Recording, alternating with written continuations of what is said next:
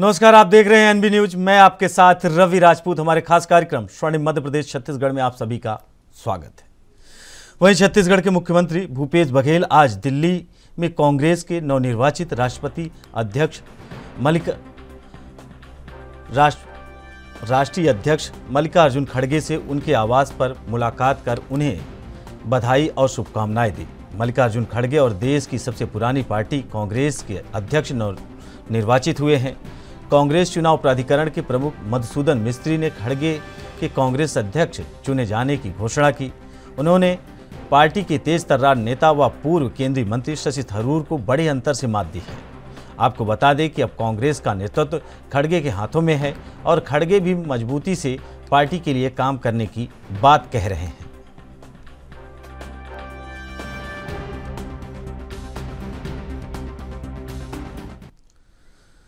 वहीं छत्तीसगढ़ के मुख्यमंत्री भूपेश बघेल नई दिल्ली के किरण नादर म्यूजियम ऑफ आर्ट में आयोजित टूरिज्म कॉन्क्लेव में शामिल हुए। उन्होंने कॉन्क्लेव में लगाए गए छत्तीसगढ़ की आदिवासी संस्कृति और लोक कला पर केंद्रित स्टॉलों का अवलोकन किया।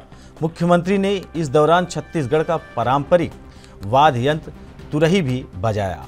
मुख्यमंत्री ने इस मौके पर छत्तीसगढ़ में 1 नवंबर से आयोजित किए जा रहे राष्ट्रीय आदिवासी नृत्य महोत्सव पर प्रेस कॉन्फ्रेंस को संबोधित भी किया।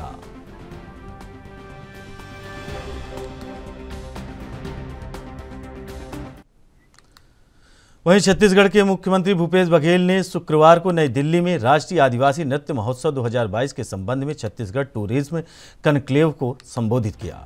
उन्होंने सबसे पहले सभी पत्रकार साथियों का स्वागत करते हुए अपनी बात शुरू की। उसके साथ मंच पर मंत्री शिव डहरिया भी मौजूद रहे। सीएम भूपेश बघेल ने नेशनल ट्राइबल डांस फेस्टिवल 2022 के बारे में चर्चा करते हुए कहा कि इस बार इसमें 7 से ज़्यादा देशों के कलाकार शामिल होंगे। वहीं देश के विभिन्न राज्यों से करीब 1400 कलाकार आएंगे। इसके साथ ही विदेश में 100 कलाकार आएंगे। डांस फेस्टिवल में भारत और दुनिया की विभिन्न जनजातियों की संस्कृति और नृत्य का प्रदर्शन किया जाएगा। साथ ही उन्होंने कहा कि 1 नवंबर को छत्तीसगढ़ राज्य स्थापना दिवस के मौके पर राष्ट्रीय आदिवासी नृत्य महोत्सव 2022 की शुरुआत होगी।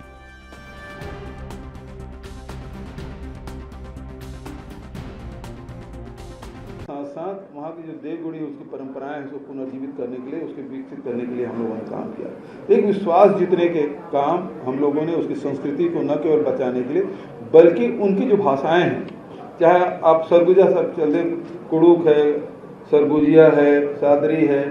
बस्तर में जाएंगे तो बस्तर में तो बहुत सारी बोलियाँ बोली जाती है, जिसमें गोड़ी है, हल्बी है, मुरिया है, मारिया है, दोरला है। बहुत सारी जो जनजाति की जो बोलियाँ हैं उसे हमने पहली दूसरी कक्षा में उस पाठ्यक्रम उसको उसकी बोली में लिपिबद्ध करके उसको उन बच्चों को मातृबोली में, मातृभाषा में पढ़ाने का काम किया। तो इस प्रकार से वो उसकी संस्कृति के साथ साथ हमने एक बादल, बस्तर में बादल आर्ट डांस, ट्राइबल डांस का एक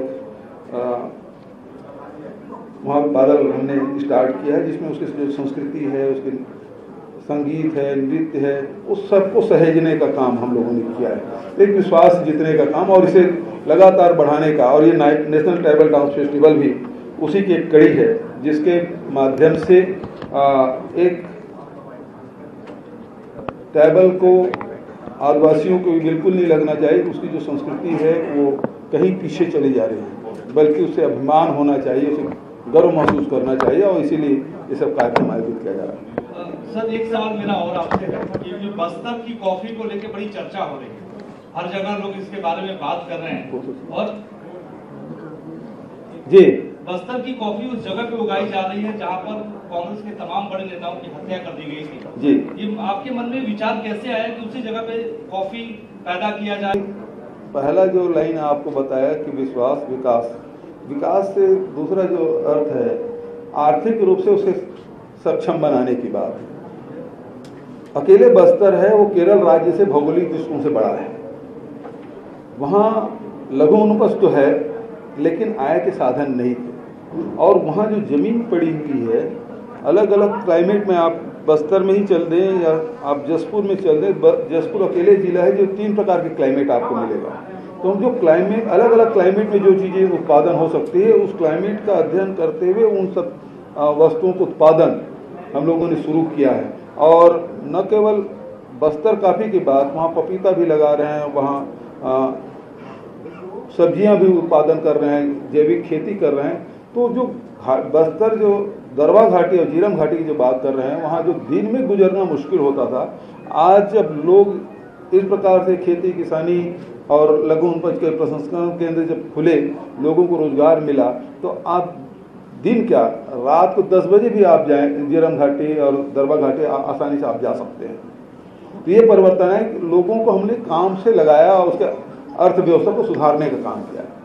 मुख्यमंत्री, जो बस्तर की पहचान है, अब तक जो जनमानस में पहचान जाती है, नक्सलवाद से जोड़कर आप इस पहचान को बदलने में जुटे हुए हैं, लेकिन बड़े सवाल है कि जो नक्सलवाद की चुनौती है उसे जोड़ते हुए और जिस तरीके से कदम उठाए। देखिए, केंद्र सरकार जो सहायता उपलब्ध कराना है वो पैरामिलिट्री फोर्स का, तो वो हमको उपलब्ध कराया। पिछली सरकार में जो नक्सल का जो गढ़ है, उसके बफर जोन में ही कैंप खुले थे। हमारी सरकार बनने के बाद जो कोर एरिया है उसमें 52 हम लोग कैंप खोले। मिनपा 2009 में खोलने का संकल्प लिया था, कितने जवान हमारे शहीद हो गए, लेकिन वहाँ पहुँच नहीं पाए थे। मिनपा हमने खोला बिना एक बूंद खून गिराए। तो ये उपलब्धि हमारी रही है कि कोर एरिया में जाके हमने खोला। और न केवल खोला, पहले ये स्थिति थी कि जब सड़कें बनती थी तो आदिवासी ये सोचता था कि ये जो सड़क बनी है या बनने वाली है वो पैरामिलिट्री फोर्स के आने जाने के लिए है। और इससे पिछली सरकार की दृष्टिकोण ही यही थी कि जितने आदिवासी वो नक्सली हैं या नक्सली समर्थक हैं, ये उनकी दृष्टि रही है। जबकि हमारी दृष्टि ये है कि नक्सली हैं, इससे कोई इनकार नहीं, लेकिन सारे आदिवासी नहीं हैं। मजबूरी में किसी की कनपट्टी में आप पिस्तौल टिका के जो बात कहलवाना चाहें, वो तो आदिवासी हैं, पढ़े लिखे नहीं हैं, आर्थिक रूप से कमजोर हैं, तो वहाँ उसकी बात तो छोड़ दीजिए, जो सक्षम लोग हैं उसकी कनपट्टी में कोई बात करे तो किसी पेपर में आप दस्तखत करा लीजिएगा, तो उस स्थिति को समझिएगा। तो हमने सबसे पहले क्या किया, वहाँ जितने भी उसकी आवश्यकताएं हैं, जैसे स्कूल है, आंगनबाड़ी केंद्र है, पीडीएस साफ है, बिजली है, पानी है, ये उसकी डिमांड रही है। सबसे पहले जहाँ हमको कैंप खोलना है कि अब हमारे यहाँ सड़क बनना चाहिए। तो पहले और अब में अंतर ये है कि पहले सड़क बनती थी तो पैरामिलिट्री फोर्स के जाने के लिए बनती थी, लोगों की दृष्टि है वो इस प्रकार की थी। और आज आदिवासियों की दृष्टि बदली है, अब लोग बोलते हैं ये सड़क बन रही वो हमारे लिए बन रही, क्योंकि उस समय वो पैदल ही चलते थे। जब हमने ऋण माफी किया, 2500 रुपये क्विंटल में धान खरीदी किया, लघु उपज को समर्थन मूल्य और न केवल खरीदी बल्कि वैल्यू एडिशन किया, आदिवासियों की जेब में पैसा पहुंचा। और आज केवल 2 डिमांड करते हैं, सड़क तो मांगते ही, वो 2 डिमांड बस्तर में चाहे सरगुजा में 2 डिमांड करते हैं। एक तो हमारे यहाँ बैंक खुली, बैंक की शाखा खुली, और दूसरा स्वामी आत्मानंद अंग्रेजी स्कूल खोली। तो अपने बच्चों को अंग्रेजी भी पढ़ाना चाहते हैं, अपनी भाषा तो सिखाना ही चाहते हैं, लेकिन अंग्रेजी भी सीखना चाहते हैं ताकि देश और दुनिया को जान सके, समझ सके। और साथ ही पहले बैंक के चपरासी भी गांव में आ जाए तो लोग भागते थे, अब गांव में लोग बैंक मांग रहे हैं, क्योंकि अब ट्राइबल के पास पैसा पहुंचा है। ये इधर दे दीजिए। आपने आर्थिक स्थिति की बात की जी, आर्थिक स्थिति सुधारने की बात जी, और छत्तीसगढ़ मेटल क्राफ्ट दुनिया में अनोखा है, उसको प्रमोट करने के लिए और वहाँ की जो बाकी चीज़ें कोंडागांव की, उनके लिए आप क्या कर रहे हैं? देखिए, कोंडागांव में हमने उसके लिए अलग वर्कशॉप ही बनाया है, वो बाजार ही अलग बना दिया है।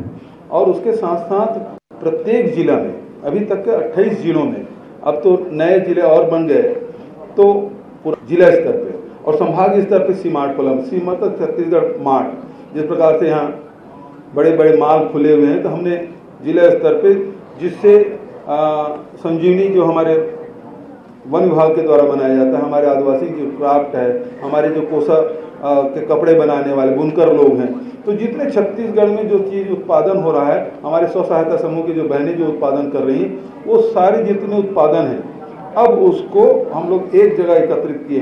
पहले 150 प्रकार की सामग्री बनती थी हर एक डिपार्टमेंट, अब 800 प्रकार की सामग्री बन रही है। छत्तीसगढ़ के आप संभाग स्तर के आप मार्ट में जाएंगे तो 1100 प्रकार की वस्तुएं आपको मिलेगी जो जैविक है। तो वो बेचने की व्यवस्था, मतलब न केवल आपके डोगरा आर्ट जो बस्तर या कोंडागांव में मिलता है उसे प्रमोट करने के लिए, बल्कि वहाँ के जो उत्पाद है उसके विक्रय करने की व्यवस्था हम लोगों ने की। आप ये जो national tribal dance festival international इसको बना रहे हैं, ये 3 दिन का अभी जो आप किया है, इसको बढ़ाने के लिए ऊपर कोई विचार है ताकि उस वक्त जैसे यहाँ पर फरीदाबाद में लगता है सूरज कुंभ मेला, इस टाइप का मेला करके उसको और बड़ा किया जा सके, उस पर कोई करने का विचार है आपका?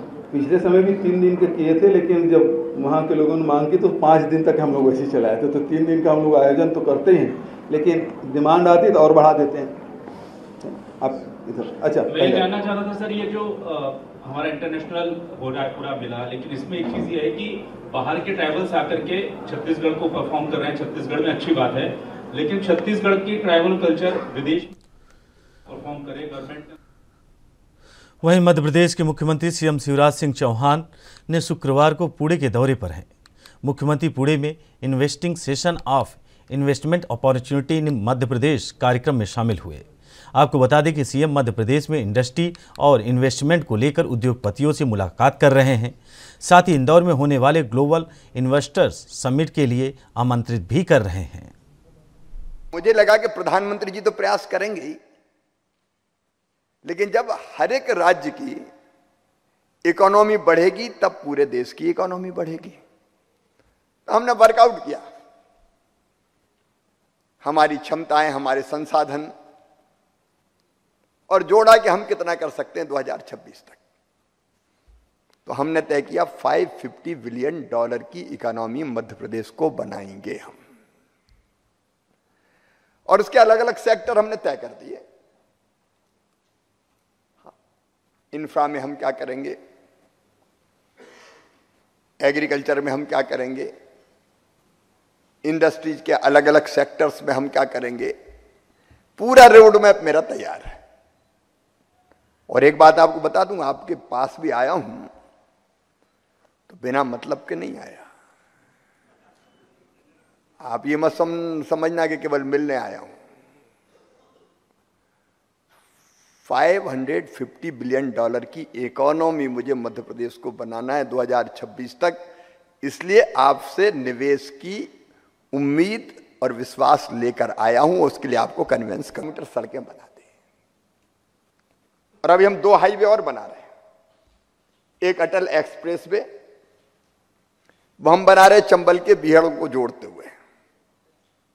नोएडा में जैसी स्थिति, वहां से लोग बाहर निकलना चाहते हैं, तो मुझे लगा है कि ड्राइव करते हुए अगर वहां से दिल्ली से आए तो 3 घंटे में ग्वालियर पहुंच जाएंगे। तो एक अटल एक्सप्रेस वे बना रहे हैं, दोनों तरफ इंडस्ट्रियल क्लस्टर हम लोग बना रहे हैं। एक हम बना रहे हैं नर्मदा एक्सप्रेस वे, अमरकंटक से नर्मदा निकली, वहां से सीधे गुजरात की सीमा तक। और वो केवल हाईवे नहीं होगा, उसके दोनों तरफ नई टाउनशिप डेवलप करना, इंडस्ट्रियल क्लस्टर डेवलप करना। उसके लिए जमीन के पैचेज हमने तय कर लिए। एक ग्रीनफील्ड एयरपोर्ट हम बना रहे हैं इंदौर और भोपाल के बीच में, और 15,000 एकड़ में एक नई इंडस्ट्रियल टाउनशिप हम डेवलप करने वाले हैं। तो हमारी कोशिश है, मध्य प्रदेश के पास सड़कें शानदार है, मध्य प्रदेश के पास अब सरप्लस पावर स्टेट है हमारा।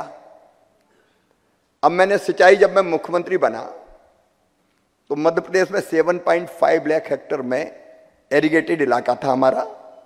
यह आजादी के बाद का नहीं था, कांग्रेस, राजा, नवाब, अंग्रेज सबका मिला के हमने बढ़ा के कर दिया उसको 45 लाख हेक्टेयर। बता रहे थे कि हर तरह का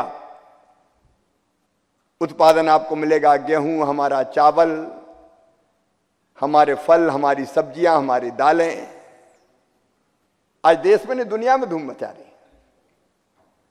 और अगर आप agriculture growth rate Madhya Pradesh की देखोगे तो लगातार 10 सालों तक 18+ एग्रीकल्चर ग्रोथ रेट हमने हासिल की है, जो चमत्कार है दुनिया में।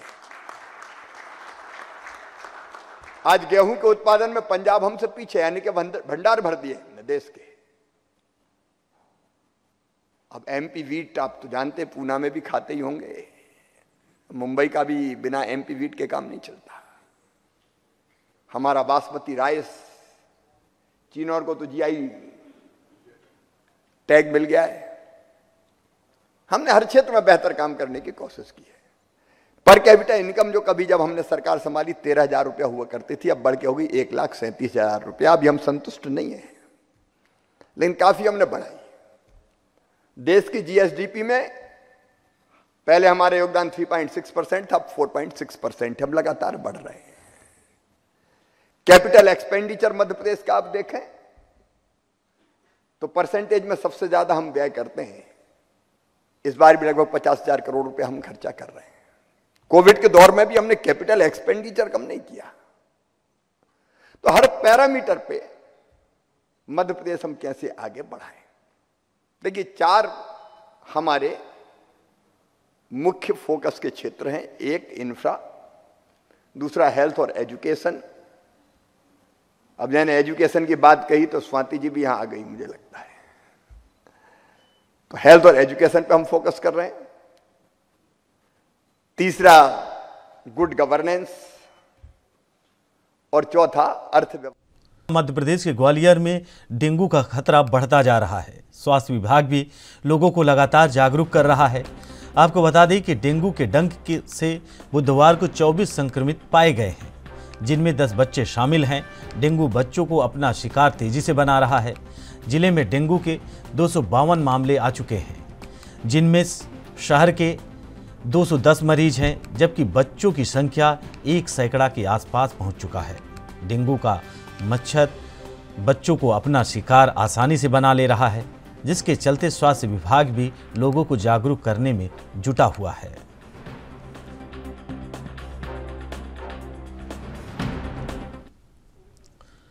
वहीं मुख्यमंत्री भूपेश बघेल की महत्वाकांक्षी घोषणा से सभी किसानों के खाते में किसान न्याय किसान के तहत जिला सहकारी केंद्रीय बैंक शाखा में धन विक्रय के अंतर की राशि को निकालने आए किसानों को सावधानी बरतने की सलाह देते हुए पुलिस अधीक्षक बालोद डॉक्टर जितेंद्र कुमार यादव ने कहा कि आगामी दीपावली त्यौहार को देखते हुए खाता धारकों के द्वारा बैंकों से राशि निकालने के दौरान किसी प्रकार की लूट की घटना ना हो और ऐसी घटना से बचते हुए आवश्यक दिशा निर्देश दिए। क्या है, धान का बोनस वितरण किया है, जिसमें ग्रामीण किसान जो है, भोले भाले किसान, वो अभी बैंकों में आ रहे हैं। हमारे जिले में 21 सहकारी बैंक की शाखाएं हैं, जहां अभी जो किसान है पैसा निकालने के लिए आ रहे हैं, उनको सतर्क करने के लिए हमने वहां बल भी लगाया है। साथ में वहां जाकर उनको जागरूक किया है कि कोई भी अगर उठाई गिर है, अगर कोई संदिग्ध व्यक्ति है तो तत्काल पुलिस को सूचना दे। होता यह है जनरली कि 100-200 मीटर पे ये लोग खड़े रहते हैं, रेकी करते हैं, और जब तक घर नहीं पहुंच जाते तब तक इनका पीछा करते हैं। तो इन मामलों में उनको सतर्क होने की आवश्यकता है, जिससे वो जो उनका जो मेहनत की जो गाढ़ी कमाई है। वहीं मध्य प्रदेश के भिंड पुलिस लाइन में पुलिस शहीद दिवस पर एसपी शैलेंद्र सिंह चौहान समेत कई पुलिस अधिकारियों ने शहीदों को नमन किया। थाना प्रभारियों और पुलिस जवानों ने भी पुलिस लाइन स्थित शहीद स्तंभ पर पुष्प अर्पित कर शहीदों को नमन करते हुए याद किया। वहीं एसपी शैलेंद्र सिंह चौहान ने बताया कि आज के ही दिन 21 अक्टूबर 1959 को लद्दाख में पेट्रोलिंग गश्त के दौरान 10 पुलिसकर्मी शहीद हुए थे। तभी से पुलिस शहीदी दिवस का आयोजन किया जाता है। शहीद दिवस के आयोजन पर शहीदों को परेड के माध्यम से पुष्प अर्पित कर याद किया जाता है और भिंड में शहीदों के परिजनों को भी सम्मानित किया गया। वहीं मध्य प्रदेश के डिंडौरी जिले में 2 नाबालिग बच्चों को 4 साल बाद अपना परिवार और अपना घर मिला। जानकारी के अनुसार डिंडौरी जिले के 2 नाबालिग बच्चे 2018 को जबलपुर से ट्रेन में बैठकर धोखे से तिरुपति पहुंच गए थे। तिरुपति में नाबालिग बच्चों को देखकर रेलवे पुलिस ने बाल संरक्षण को सौंप दिया था। दोनों बच्चे 2018 से तिरुपति में ही हॉस्टल में रह रहे थे। इसके बाद तिरुपति पुलिस ने इन बच्चों की जानकारी बाल संरक्षण डिंडौरी को दी। साथ ही तिरुपति पुलिस ने दोनों बच्चों को डिंडौरी पहुंचाकर डिंडौरी बाल संरक्षण को सौंप दिया। बाल संरक्षण की तत्परता के बाद बच्चों के परिजनों की सुपुर्द किया गया। वहीं दोनों बच्चों को परिजनों से मिला दिया गया और परिजन जैसे बच्चे घर पहुंचे तो परिजन खुश हुए।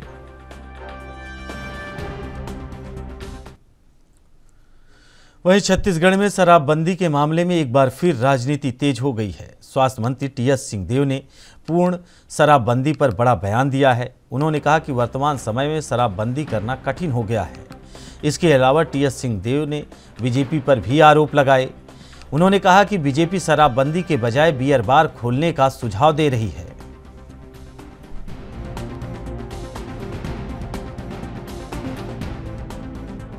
कई कारण हैं उसके शराबबंदी को पूर्णतः बंद करने का। अब देखिए, मैं गुजरात गया था अभी, गांधी जी के नाम से वहाँ शराबबंदी है। लोग कह रहे हैं कि कौन सी शराब आपको चाहिए, हम लाके आपको दे देते हैं। 50 से ज़्यादा लोग, मैं गया था उसके 2 दिन पहले या 1 हफ्ते के अंदर नकली शराब या 2 नंबर की शराब बना के लोग बेच रहे थे, उसमें मरे। आए दिन हम लोग को बिहार से खबर आती है कि वहाँ पूर्ण शराबबंदी है, लेकिन शराब बिक्री होती चली जा रही है और लोगों की मृत्यु होती चली जा रही है। कहीं कोई पैमाना नियंत्रण इत्यादि का नहीं है। शराब पीना बंद लोग करें तो वो बेहतर विकल्प है। पीने की इच्छा और मंशा जब तक। फिलहाल स्वर्णिम मध्य प्रदेश छत्तीसगढ़ में हमारे साथ इतना ही। बाकी खबरों से जुड़े रहने के लिए देखते रहिए एएनबी न्यूज। नमस्कार।